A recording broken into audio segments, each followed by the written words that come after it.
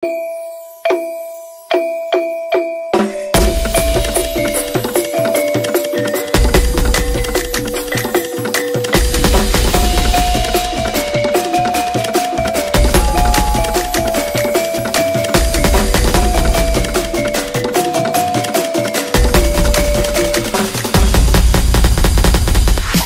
ngayon nga mga ka-travelers, ay samahan nyo akong alamin, tuklasin at makisaya sa tunay na kahulugan ng Layag Festival. Tara, samahan nyo kami!